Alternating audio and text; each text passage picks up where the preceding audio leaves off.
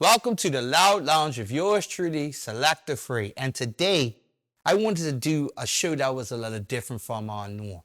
Today, we're doing a show with one of Bermuda's talented saxophone players, and she goes by the name of Cherish Sax. Welcome to the Loud Lounge. Stay comfortable, calm, and collect. The pressure will not be put on you. Good, thank you. So those don't know, we've taken a different direction in our show for the past couple of episodes, where we actually be interviewing live Bermudian entertainment that is actually in our hospitality and entertainment industry.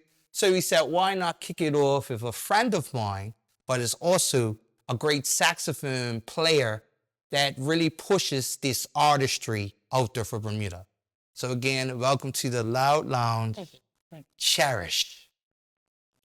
So before we get started, just give you a rundown. We want people, we see the beautiful face and the saxophone player.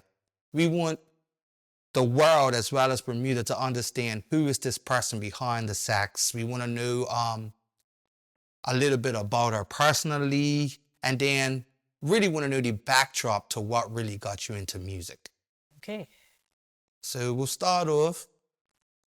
What really got you into music? Okay, what really got me into music was I went to church, like all of us. We went to New Testament, and I just fell in love with what I heard. I had a bit of a tough time at home, so Yeah. music was my outlet. I heard Yeah, Darren. my therapy. Yeah. So my mom, for some reason, asked this lady at church, Miss Joe, if she would teach me flute, because I was a bit of a tomboy, like I climbed trees. My mom. Oh, wanted me we to don't be know that prissy. because we got the diva today. My mom wanted me to be prissy, so she convinced this lady that I should play flute because that's a girly instrument.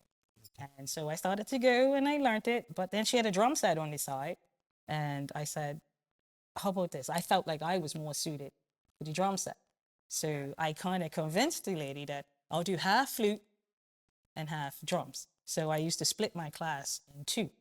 So I would go out and learn flute real quick so I can get it out of the way, and then I'll jump on the set. So that was 7. I was 7 years old when I started that. And I lived across the street from Sean Hayward, up on Montiel, right up her. His mother was my godmother. So I spent a lot of time in and out of his house. He used to play. I used to sit out on it. He had a little step I used to sit out on and just listen. I was always drawn to him. Okay. And so when I was 12 in high school, Yes. I met Gandhi Burgess. And he asked me about music, and I kind of pulled out my flute. I was like, my mama makes me play this. And he was like, you don't like it? I was like, no, not really. It's not me. So he told me, I want you to try this. And so I pulled a saxophone out. And the fingerings are the same. If you learn recorder, you can play any woodwind instrument. So he pulled it out and he taught me how to put it together. And the rest is history. From Now let's throw this in there because we had a conversation before we came on earth, and we was talking about we was actually talking about children, and it was certain instruments that they actually would like to play, but their mother preferred something else. I believe this is a situation for those that know. Your child is the offspring of you. Me. And she has your mindset. So I do have 2 kids, right? My son goes 25 this year. He grew up, he played drums. Yes. So I'm a bandy. I like woodwind instruments. I don't understand strings. So I had a daughter 15 years later. Yes. And she's taken a liking to the violin. No, I can't help her because I don't teach strings. I teach everything else but strings. Her godmother, Tiffany, actually teaches woodwind. So when we asked her what instrument she wanted, she picked the violin. So that meant I lost. Because from birth, we were trying to figure out what she would gravitate to.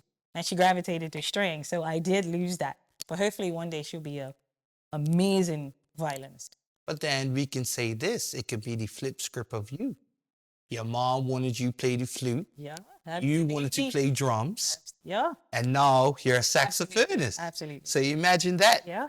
True. So people don't know you. Let them know a little bit of your musical background, because some people see you as this face that plays saxophone at corporate events, sometimes weddings, churches. funerals, etc. But a lot of people need to know that you was also a part of the regiment. Yeah, I spent 25 years of my little life in the regiment. I joined at 12, 13, I got my uniform, and the rest is history. I started So traveling. you're a true GI Jane. I am a true GI Jane. And now, And now those that don't know, you are the band master. Yeah, I'm the director of music for the Somerset Brigade Band. So I spent my whole life, and at 15, I told Major Dale at the time that I wanted to take his job. I always wanted to be a director of music. So I just never got the opportunity in the regiment. Okay. So when I left for about 4 years, and then I got a call. I was like, wait a minute, this is an opportunity to do what I wanted to do. So I jumped at the bit, you know. I was like, absolutely. So now I'm the director of music for Somerset Brigade. Now, speaking on that, and you can attest to this, what is it now, since you're the band leader, you're dealing with junior band members? What's it like for the teaching of young Bermudians to different interests? So I studied marching band in college. I was in the marching band for 5 years. I went to A&M, and I loved it. I fell in love with, because I always marched my whole life, regiment. But going to college in a black university, marching, A&M, dance, and all of that, I fell in love with the art of the martial arts. The entertainment. So the entertainment part of it. And so I wanted to bring it back to Bermuda, but it's very hard to start something that's not our culture. Yes, you got to break through. You have to break through. And the only thing they relate it to is the regiment. And we don't know anything different because we've never experienced it. So it's been a bit of a struggle trying to break through the glass ceiling, you know, essentially of getting this to be a culture. And then we're not teaching music in schools. We're not teaching instrumentals. Like when we came through, you learned an instrument. Yes. But no, we don't learn instruments that much. If you go to a private school, yeah. So the lineage of, you know, how we came through, we have older members who, I know my friends grew up playing music. They passed it on to me, and now I'm trying to find people to pass it down to. Yeah, and it's hard. So it's a little bit hard because they don't have, it's digital music. They have these devices that take away their practice time. Like I said, before I got to you, I just finished teaching. And my biggest thing is practice. You cannot practice when you get to. So I give you a week to practice. I go over your lesson. But if you come back and I'm teaching the same thing, we can't get on with it. So it's like the discipline isn't. And the time management, the understanding. Right. So, and I'm like, these kids are 10. When I was 10, I was playing. I wanted to play every day. I wanted to practice. I wanted to be out. I didn't want to run around. I wanted to play my one. But then can you say it's a different in generation? Of course. We didn't have devices. Generations. We didn't have devices. Yeah. So it was either outside or you're inside reading a book or you're playing. So now they have so much distractions. I feel sorry for them because they don't know the joy that it would bring them. I'm trying to explain. That's what I loved when you asked me. I was like, maybe I can reach a generation where this is travel. I've traveled the world. I've met so many beautiful people. I mean, every summer. You said you've traveled the world. What are some of the places you've met and some of the things you've done in these? So I've played with the Regiment Band. That's a whole nother part of my life where they took me on the road. But then with Sean Hayward, he took me every summer to a jazz camp in Colorado. I met Jamie Ebersole. We went to these really brilliant camps, Florida camp. Every summer I was going. And I would love to pass it on. Because that is something that we don't have here. I want our young musicians to, you know, go ahead and enjoy Florida camp or Colorado or Canada, anywhere else in the world. I've been all throughout the U.S., all over Europe.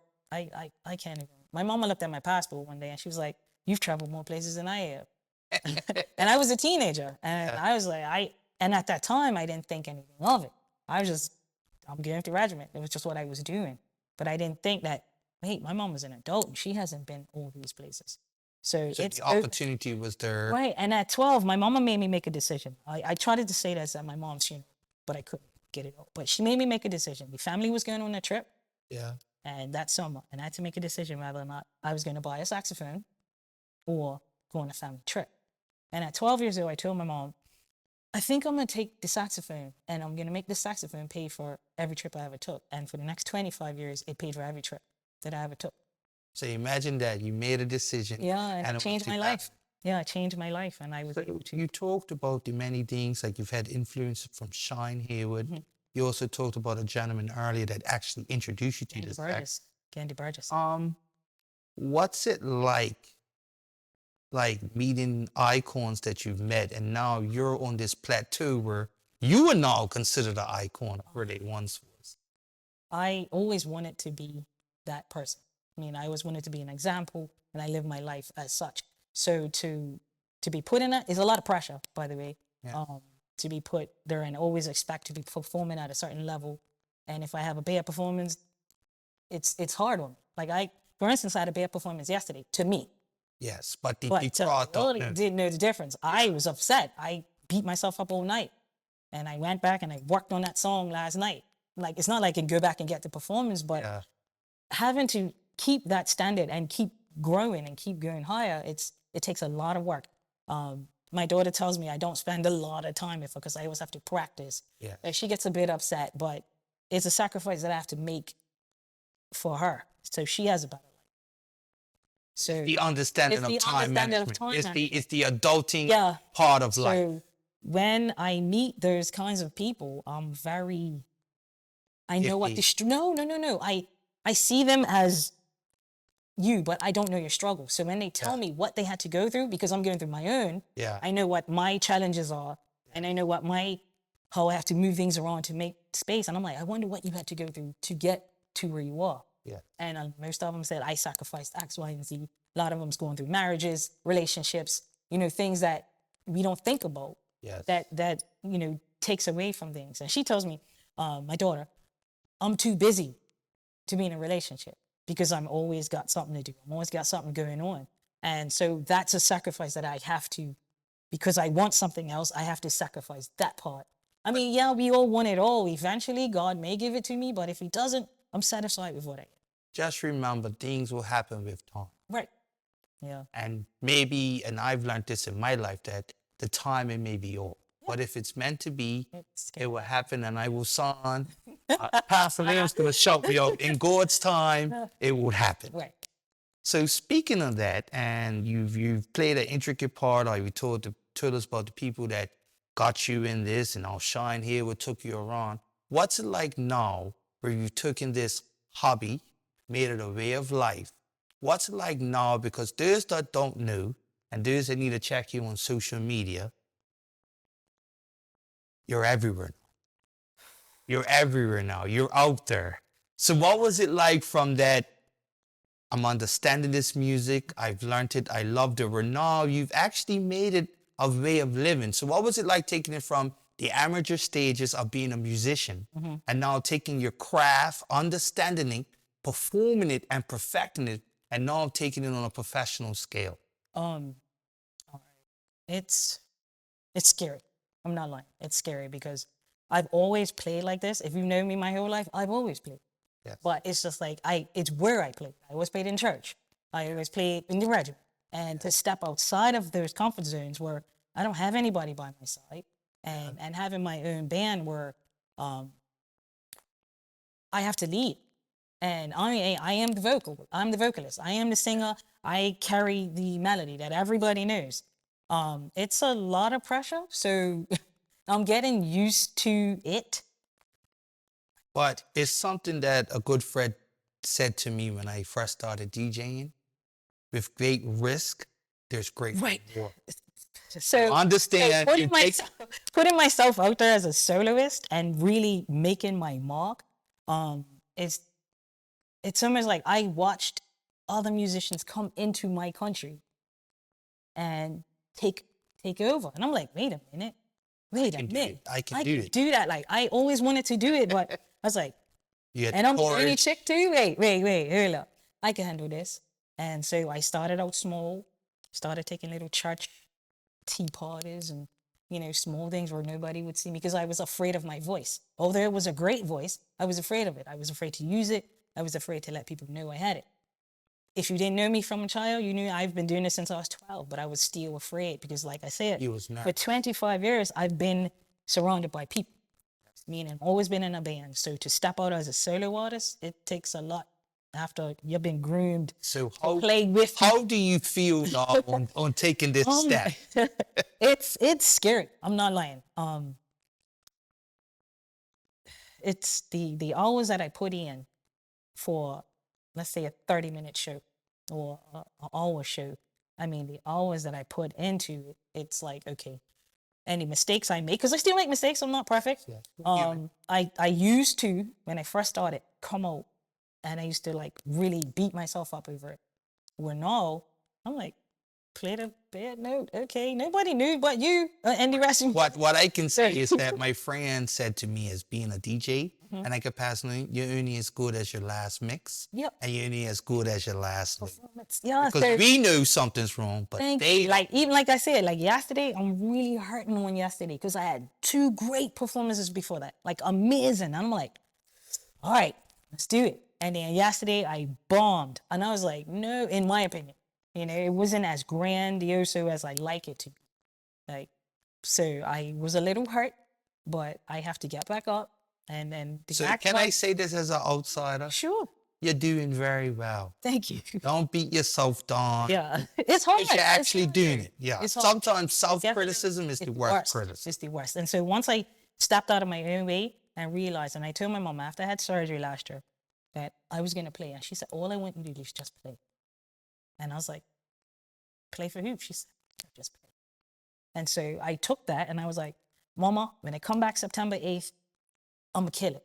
Like, I'm coming back and I'm coming back hard. Vengeance. Vengeance. So right now I am on this journey. Yeah, like I'm so driven and I can't stop. I can't stop. I need to go. I need to go. Hunger. Yeah.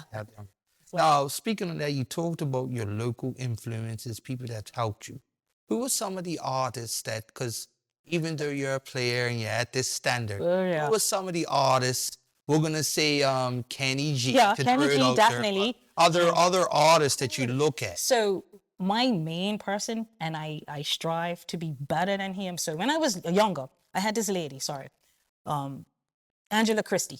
Yes. She's a female saxophonist, Yeah. and she's a gospel artist. And remember, I was in the church. Yeah. That's all I knew was gospel, and then the regiment. So I wanted to be her. I always wanted to be that, but I was like, how do I get there? I don't know how to get there. So yeah. So I was like, well, just keep doing this. Well, this is not getting me there. I'll play little church gigs. But then I started to branch out and listen to, your Kenny G's. But right now, my tune is like it is because I spent hours listening to Gerald Albright. Okay. So that's my absolute favorite. Leaning came through your Najee's, but for some reason, Gerald and he touches you. His tune, and it's like something that I want to match. So every time I play, I try to play as clean and clear as possible because that's all he plays. And I hope one day I get to meet this guy because I'm working on So Amazing right now. And I'm trying to get every lick of his done. I just study that. Like, speaking on that, you say you grew up in the church, and a lot of that was your thing. Yeah. How do you feel now where you've spoken outside of this and I've often sent you TikToks? How do you feel like breaking through where sometimes in the setting, Afrobeats is now the hit or a popular R&B song? How are you adapting and realizing these are things that I have to have in my set to make me more versatile and marketable? How are you going through that? I'm struggling. I'm not gonna lie. Okay. Even my sister said last week, she said, I like your secular music, but your gospel is where it's at. She's like, you move the world with your gospel music because it's something different. I don't play secular songs or like I play gospel.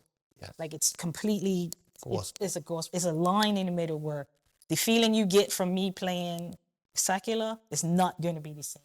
The impact that is not going to be the same. And I realized that because I listened to, especially my mom's funeral, and I was just like, whoa. Like even myself, I was like, whoa. I did that. I was like, and I played through pain. Yeah. But it was completely different. And then I did another performance after that. And I was like, And then I did a secular gig. And it was just, the feeling for me is not in secular music. So I struggle. I struggle a little bit. Although I can do it, I don't enjoy it as much. Your heart's not in that. That's your lane. Yeah. My lane is gospel and I know it. Although I can straddle. I don't like to straddle. Okay. But like, if I had to choose, it would be gospel. Because I can give me. Now let's hear it right there. Any promoters that have got gospel shows coming up, or her on the Loud Lounge, with the beautiful, say your name, because Sharan. Oh, Cherish Sax. Cherish Sax. That's my real name. We're going to give it out a little later, her booking info, but you see the lane that she would like to be in. And any of those pastors, reverends, deacons, bishops that are actually looking for that added bit of flair to the service, just right here. Thank you. So where do you see yourself going in the next, let's say, 5 years as a brand, as Cherish Sax? And where do you actually see yourself going with the musical standpoint? So in 5 years, I honestly hope to have dropped my first CD. I'm working on a single now, which I'm hoping to have sorted out very shortly. I was hoping to have it by Bermuda Day, but... Now, if you're single, I want to ask it, is it self-made music or is it covers? It's not. It's self-made. Okay. Yeah. So I am starting to write my own stuff. Okay. Feel my own way. I do get inspiration from things that I hear. Yeah. So obviously, I take that and make it my own. So I'm really working on. So we don't normally do this on the long. You see this Bermuda, then her first single drops and her album release party. I will say this, Selector Free and the Loud Lounge, we will endorse you. Yes. Need info and Yes, thank you. help promo, we guys will help you, all right? Because Thank you. yeah, Ben, we're all in this together. Thank you. Remember that. That's what- but in 5 years, I hopefully, like I said, have my first album done. I have my eyes set on a very big stage, like not her. Like I want to go. I want to go as big as I can. Without saying too much, I have a project that is coming up that will probably catapult me. So I'm spending a lot of time in practice. Just practice. And when I was in college, this is my mentality. I had a teacher who said, amateurs practice until they get it right. Professionals practice until they can't get it wrong. So that's why I spend hours and hours on the same song over and over. And, you know, working with Sheila Smith, who's my keyboardist now. She switched from singing to playing for keys. She likes to go over and over. And I thought, you know, is this excessive? Is it excessive? And now you understand. No, I was like, whoa, we can play this song 10 times over because I made a mistake. I'm not quite got it. Go back over it. And so we spend hours. And then when we come out, it's perfected. Now, Well, yeah. now, speaking on this, we can tell you're a perfectionist. Yeah. We can also tell those that don't know she's a diva. First person we can officially say, shout out to my producer in the background. Someone was sweating Shoot! before they got on the camera. Thank you for turning the AC up. Yeah. Believe it or not, I need a sweater right now. But we'll talk about that later. I'm quite comfortable. You believe in the perfection aspect. You believe in performing your craft. Where I want to swing it back around, how is your teaching methods teaching this to the future generations? Okay, so I have Who understand it? when I'm teaching, I have a method where I tell them, if you can play it 5 times correctly, and then add the first and the last bar before and after it, then we can go on. So my students will sit there. Sometimes we don't get past 6 measures. Wow. Yeah, sometimes it gets like that because I'm like, we can't go, you don't understand what you're doing. Go back.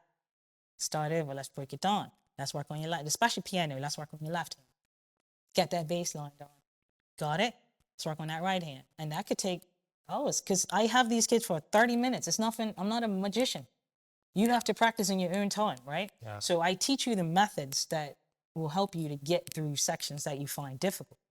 So It's the repetition. It's the work behind It's the work behind it. Yeah, you can't, I mean, unless you're a prodigy, you can't just sit there and do it. Now, you teach, you're out there teaching. Have you ever, how do I say it, encountered any students that are throwing you back where you see the natural talent there? Yeah, actually, I have one. I've tuned. had him since he was 5, man. Shout out to Kenneth. I've had him since he was 5. And no, I've taught him everything up to grade 8. Yeah. And I sit back and pretty much enjoy 30 minutes of classical music.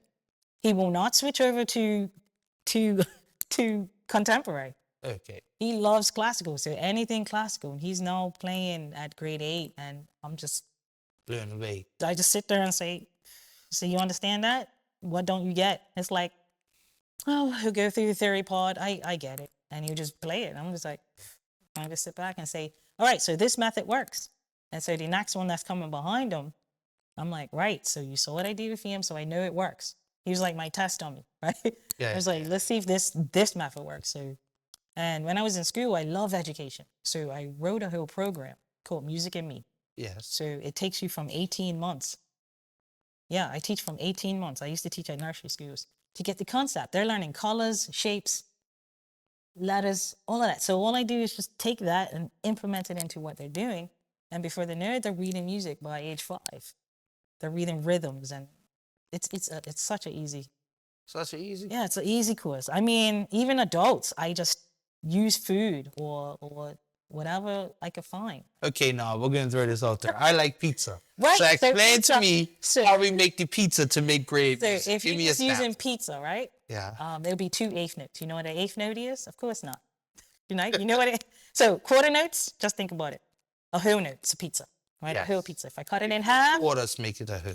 No, yeah. So if I have 4 quarters, Yes. that's my 4 quarter notes. Yes. That equal my who. If I take those 4 quarter notes and cut them in half, now I have 8 Yes. eighth notes. Yes. And so my pizza rhythm will be pizza, pizza, pizza, pizza. You get it? No? I don't believe this. I actually feel educated. I'm gonna talk to Eddie Mean because I used to play drums. Yeah, I would teach you. Like you were playing a whole rhythm section using food. Like hamburger, Burger King. That's the reverse of it. Yeah, I can teach you real good. You won't stress it. Okay. You won't stress it. So I like this concept. Have you ever talked to anyone in our educational system about putting this platform and helping you getting it across? Because you're showing us That's the from this interview a real love and desire for music, and you education. talked about in the beginning our educational system has lost something that was a backbone. Because when I was in school, we had the band, we had the choir, and now you really don't see that anymore. Unless you're like at a private school, like where's the good bands coming from? Soltis, BI, Work Academy. But what happened to Barclay's band? What happened to Witness band?